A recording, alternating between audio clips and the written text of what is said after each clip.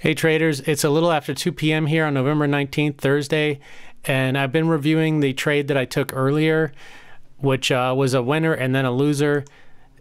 And I just wanted to go over something that I think I've discovered in that trade that'll help me keep from taking the one that lost me, basically just put me in the red for the day. It wasn't a huge loss or anything, but I just don't think it was a trade that I needed to take. I didn't have anything in my plan to keep me out of it earlier, so it was an okay trade to take then, but I think I needed to modify my plan. So basically FENG was a top gainer, had tons of volume, so I was looking to buy it, heading to the upside to new highs.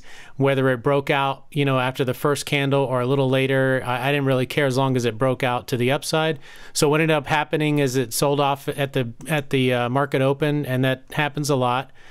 But they reverse at some point always, right? And then you just don't know like how far up they're going to go after that reversal. So that was the play that I was looking for at this point, was looking for the reversal.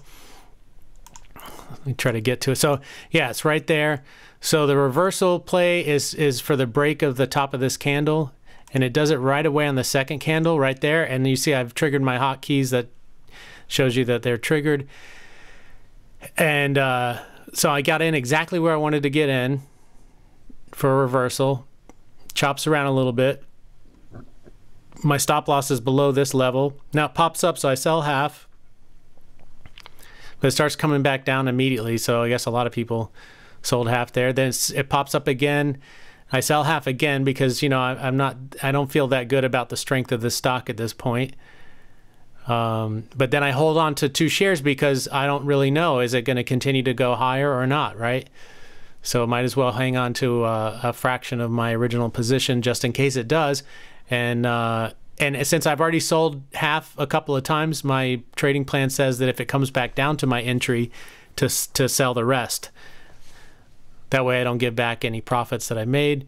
And then let me just fast forward to, yeah, so right there it hit my entry, and I sold the rest off, right? So that was a failed reversal, but one that I made money on. And it still, you know, I think was a fine trade to take. It just didn't work.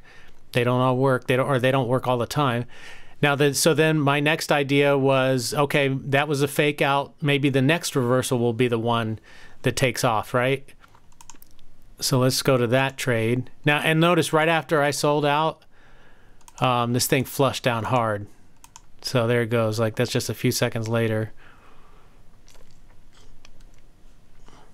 There it goes.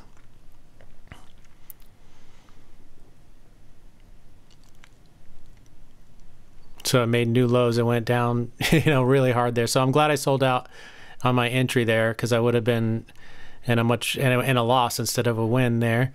So now the next play was for the next reversal.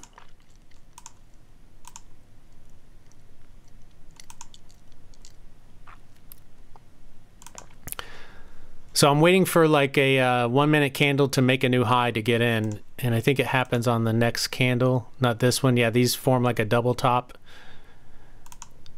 But, you know, at this point I was thinking, oh, okay, if it breaks out over the top of these 2 candles, then, you know, maybe it'll reverse to the upside. And that could have happened. But also in hindsight, looking at this is like a reverse 3 or 4 bar play, which means if this level breaks, it's going to really shoot down.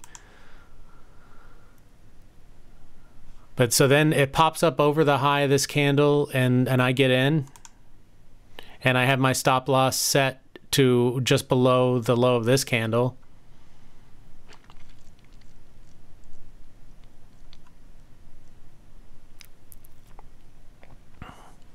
And basically what happens, there's no need to wait this out, but basically what happens is it comes down and it hits my stop. Yeah, and then I stop out, right? So I stopped out as soon as it hit my stop, for a small loss, but it was a bigger loss than my win of the day. And I don't think that trade was the best thing to take, even though it met all my criteria for a reversal at the time that I took it. But now I was thinking today, you know, how could I have avoided that you know, in the future, I mean, you can't avoid every failing trade, because even sometimes, you know, your very best setup is going to fail, right? So then you say, well, I'm never going to take that setup again. Well, what if that's the best setup with the highest probability of winning, and now you're not going to take it again because it failed once, right? But here was a case where I took a trade, and it was the idea was for a reversal. The first reversal failed, then the second reversal failed, right? I shouldn't have traded the second reversal since the first one failed. I should have waited until I at least saw a reversal succeed, right? And then I could take maybe like an ABCD pattern for the next trade. So basically, what I did was I added to my plan here where I say, you know, I take reversals after big sell-offs at the open. That's exactly what that trade was. This was here before, and only with stocks that have a lot of volume and were strong in the pre-market. So that's that. All my criteria was met in that trade, but this wasn't here. I wrote this just a few minutes ago, that if the first reversal fails, don't trade the stock again until it proves it's back in an upward trend. And then I have an example using that stock, using that chart, no, that's not it. Okay, so this is the screenshot of that chart, right? I took my first trade here, and for the reversal, and I scalped some for profit, but then it failed and I got stopped out at my entry. And then the next one I took was the breakout of this level, which you see it broke out, but then it just came right back down, and my stop loss was just below this candle. So I stopped out there. But notice all the other reversals failed too until this one here. So basically my idea is not to get back in a stock like that until I see a reversal that actually works. So it says here, first real reversal, but don't trade it, right? So this is, you're just watching the thing, and you see it kind of bottom out here. You see it make a new, the 1 minute candle make a new high. That would be like my normal entry. But since it's already failed a reversal, I have to wait till a reversal succeeds before I can take another trade. So this is the first successful reversal, and it pulls back about 50%. That's what this scribble says. It has a 50% pullback. That's pretty much ideal. So whenever you have a 50% pullback, it tends to mean that the stock is strong, that the buyers are there, because the pullback itself is from selling pressure, right? But the selling pressure was only strong enough to take back 50% of that move. So that indicates overall strength in the stock and indicates a reversal and an uptrend and all that kind of stuff, right? So then after witnessing that, my entry, my higher probability entry than the one that I took, would be here. Doesn't mean it's going to work. It could have failed there too, and that's why you have stop losses. And my stop loss would have been right here.